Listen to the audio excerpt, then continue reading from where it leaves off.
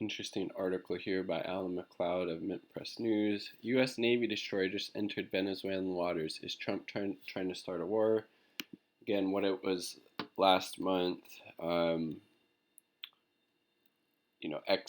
ex-military, ex-U.S. military, including some ex-Green Berets, tried to stage that ridiculous coup attempt, and they were basically caught immediately once they got ashore in Venezuela.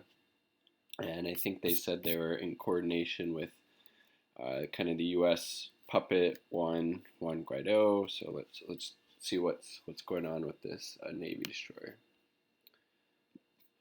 Heightening already increased tensions with the country, a Navy destroyer, the USS Nitsa, entered Venezuelan waters yesterday, conducting what the military is calling a freedom of navigation operation in the Caribbean. The Nitsa, according to Southern Command's official Twitter account, was contesting an excessive, maritime claim by Venezuela. Really? Really? So the United States sending this military destroyer right off the coast of Venezuela, that's not an excessive maritime action by the U.S.?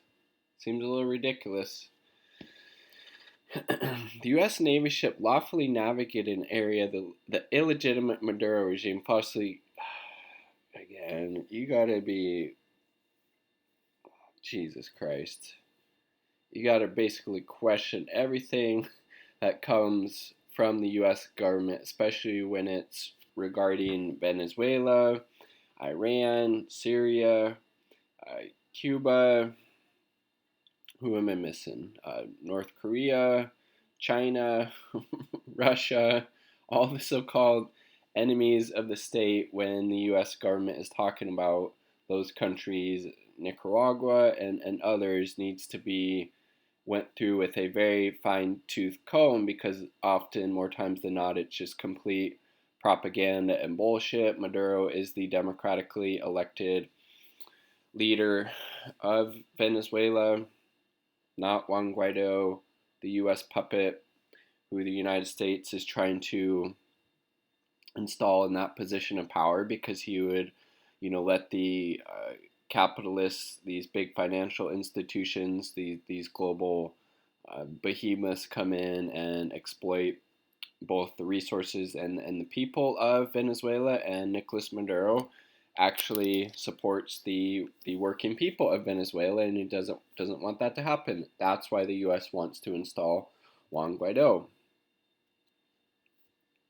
In addition to the NITSA, American military Boeing RC-135W reconnaissance aircraft was also spotted in the area. In an official statement, Admiral Craig Fowler, head of Southern Command, said that the move was carried out in order to increase regional peace and stability. Really? Having reconnaissance planes and this Navy destroyer, that's going to bring peace and stability. I mean, how fucking Orwellian is that? And how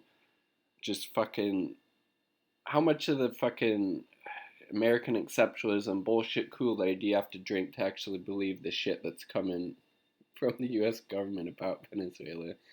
Jesus Christ. All solidarity with the people of Venezuela, solidarity with the Maduro regime, who's standing up to the Trump regime and their ridiculous attempts to try to install Juan Guaido as the leader there. The United States will continue to fly, sail, and operate wherever international laws allow, preserving the rights, freedoms, and lawful use of the sea and airspace guaranteed to all nations, he added. You know what would actually bring peace and stability to Venezuela and to the region? Lift the fucking draconian sanctions that had led to the deaths of tens of thousands of people in Venezuela. You fucking psychopaths. Jesus Christ. A little kombucha. Ginger lemon. Costco. The warship got to nearly 12 nautical miles from the coast where last month, here's what I was talking about in the intro. Last month, a botched invasion led by ex-Green Berets was foiled. The team hoped to shoot the way to the presidential palace capture President Maduro and replace him with U.S.-backed politician Juan Guaido. Washington has been trying to overthrow the democratically elected government since the election of Maduro's predecessor in 1998. Former White House National Security Advisor and, frankly, just a ghoul and a horrible human being, John Bolton's new book, The Room Where It Happened, alleges that Trump said it would be cool to invade Venezuela. The country is really part of the United States, but that he has lost patience with Guaido, who has now tried to oust Maduro 6 times, each with the U.S. backing, each with less success than the last one. After his failures, Bolton alleges Trump labeled Guaido the Beto O'Rourke of Venezuela for his vacuous weakness, comparing him to the strong Maduro. There's something else. The botched infiltration of Venezuela leaves Guaido tainted beyond repair. And again, basically, from my understanding, before the U.S. government tried to prop up Guaido, he was basically a relatively unknown political figure within Venezuela. Mint Press spoke with independent journalist and Navy veteran Ariel Fornari today, who said that the military currently lacks the strength to truly bully Venezuela, considered its overreach in the Pacific, attempting to confront China. Southern Command's purported freedom of navigation operations inside Venezuela's, burpee from that kombucha, Venezuela's exclusive economic zone outside its 12 nautical mile territorial limits is another spurious show of force. Attempts by the U.S. Meant more to show the flag as opposed to strategic naval presence in the region, he added, arguing that yesterday's incident was more of a symbolic show of force meant to assuage the imperial designs within the Trump regime rather than a substantive challenge to the Maduro government. I mean, Guaido and the U.S. and his U.S. backers have tried to overthrow Maduro 6 times, and each time they failed spectacularly. So maybe, again, like this person was saying, it's more of a symbolic gesture. Like, hey, we're still here. We tried to overthrow you 6 times, but we're not going away. We just might not try it again because you've been highly unsuccessful. While the U.S. has supported an array of coup attempts over the past 20 years, it has never gone through with any invasions, despite Trump's repeated insistence that a military option was on the table. This is primarily because, as Fornari explained, they have not been able to influence the country's military leaders. It's a very, very important point to make that one of the reasons that Maduro has been able to stay in power is that he has the backing of the military in Venezuela, and they have remained loyal to him. And kudos to them for doing that, as frankly as they should be, because again, Maduro is the democratically elected leader of Venezuela. Okay, so the military leaders, everybody else, the working people, should obviously be supporting Maduro against these ridiculous coup attempts that's been supported by the U.S. Let's see. This is primarily because, as Fornari explained, they have not been able to influence the country's military leaders who preside over well-equipped and loyal armed forces. Instead, Washington has attempted to strangle Venezuela through sanctions, again, which is a form of economic warfare, which is just disgusting and disproportionately harms the most vulnerable and marginalized people, both within Venezuela and these other countries that the U.S. sanctions, which has devastated the economy, blocking off virtually all foreign aid, including in oil, its primary commodity. Only a handful of countries, and kudos to them for standing in solidarity with Venezuela, including China, Cuba, Russia, have broken the unilateral embargo. I believe Mexico recently did that as well. Kudos, Mexico. This has led to a crippling shortage of certain foods, medicines, and other essential products. An American special rapporteur to the UN, Alfred de Zayas, visited the country, comparing the sanctions to a medieval siege. Again, it's a form of economic warfare. It's still warfare, just through economic means, and it's disgusting. It's disgusting. A shortage of food, certain foods, medicines, other essential products. I mean, Jesus Christ, it's so just disgusting. Declaring Trump guilty of crimes against humanity. I mean, again, this type of shit, you fucking try Trump, the Trump regime, Pompeo at The Hague, and I mean, it wouldn't necessarily accomplish anything, but it would send a message because again, we've seen that the Trump has tried to go after the International Criminal Court when they've tried to investigate fucked up shit that the U.S. regime has done. And estimated that over 100,000 Venezuelans have died as a result. Jeb Sprague, research associate at the University of California, Riverside, and the author of Globalizing the Caribbean, Political Economy, Social Change in the Transnational Capitalist Class. That sounds like a really good book, actually. Described the tactics as death by 1,000 cuts and a new type of hybrid warfare. Excuse me. The whole point of this, Sprague told Mint Press, is to create confusion, divisions, and chaos in Venezuela and generate an impossible situation where the government has shrinking options and can more easily make mistakes or be forced to react in a rushed manner.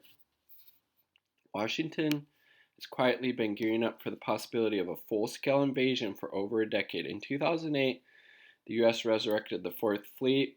Again, that was under Obama. Liquidated in 1950, specifically to deal with the wave of anti-imperialist governments in Latin America. The military has also dramatically increased its presence in Caraco, an island just to the north of Venezuela, and in 2006 carried out a war game there simulated an invasion of the country to capture a leader called Hugo Legrand. And again, the leader of Venezuela before Nicolás Maduro was Hugo Chavez. May he rest in peace. In 2018, Admiral James Stavridis, former head of Southern Command, wrote an article in Bloomberg celebrating Jair Bolsonaro's dubious election victory in Brazil, commenting that if they can only break Venezuela, the U.S. will have achieved a clean sweep in Latin America. Others, like Senator Lindsey Graham, have argued that the U.S. must intervene in Venezuela the way we did in Grenada in 1983 when Marines invaded the island and overthrew the country's anti-imperialist Prime Minister, Maurice Bishop. Damn. Imagine being this craven and no one calling you out on it. That, folks, is imperial hubris. Yeah, it's just disgusting. While Wednesday's incident appears to have passed without escalation, sending even more warships to Venezuela borders is a clear provocation that could escalate into a hot war. Sprague noted that there's a long history of this, of the Navy being used to pressure adversaries. In 1898, I was going to think had this something to do with Cuba, and it does. In 1898, the U.S. used the highly suspicious destruction of the USS Maine to intervene in the Spanish-American War, invading and occupying Cuba, while in 1964 it lied about the Gulf of Tonkin incident to justify ramping up war with Vietnam. The USS Nitze is named after Paul Nitze, Deputy Secretary of Defense under Lyndon B. Johnson, responsible for planning and carrying out the Vietnam War, the casualties of which the Vietnamese government estimates at around 3.4 million. In 2016, the ship was involved in a similar incident off the coast of Iran, where it was chased away by four Iranian patrol craft. Fortunately, it appears that, as with Iran, this new incident has not escalated conflict thanks to the U.S. Damn. Excellent article, Alan McLeod, Mint Press News. I will link it in the description box down below.